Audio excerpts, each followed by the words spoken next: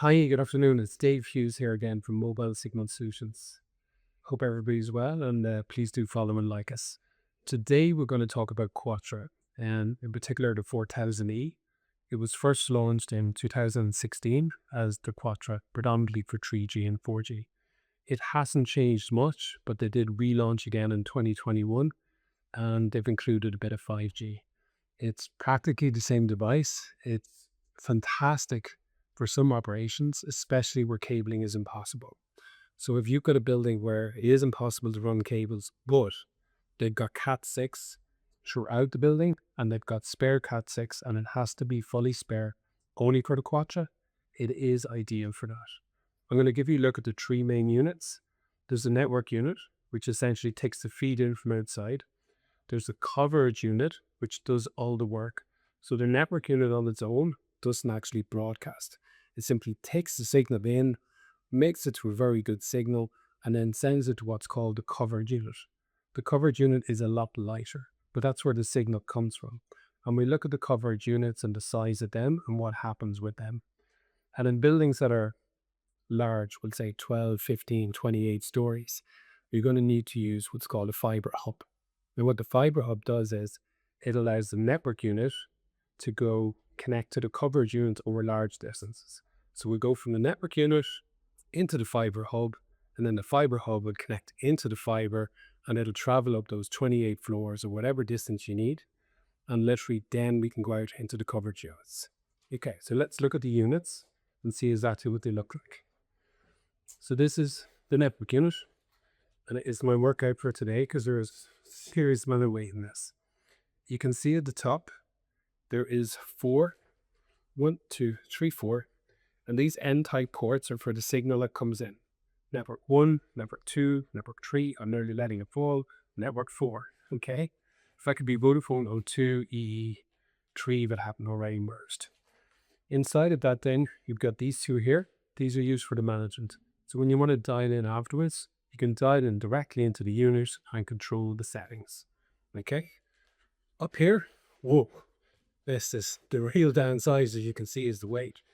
Okay, so here you've got 1, 2, 3, 4, 5, 6. These is where the signal comes out and it goes to the coverage units. So you can get up to 6. You have to use at least one because this on its own doesn't actually do anything. Each time you connect out to a coverage unit, that will then allow you to pick up something a little bit lighter called the coverage unit. And just lengthwise, that's 400 by 300. So you have an idea of the size of these. Now, once the signal comes out, it can catch literally Cat6 straight from the signal network unit, comes in here, okay? This is where it connects back in here. We've got an uplink and a downlink, and that's literally for the call so that we can actually hear the person and they can hear us. So an uplink and downlink, much lighter. This is, well, it's 2-3 kilos, but it feels a lot lighter. From this unit here, the signal comes out at the top. Again, N-type connector. Now, you can either put it up in the ceiling like that and screw on a whip area, or what we tend to do is attach in here LMR 400 times microwave is usually the best, and from that create a DAS, a distribution antenna system, with 1, 2, 3, 4 antennas outfit, and that helps us spread the signal a little bit. Again, there is no possibility of doing any cabling at all.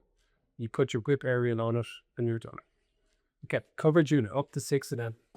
If you want to get it in any way cost effective, you really need to be attaching 5 or 6. Okay, the network unit is too expensive on its own.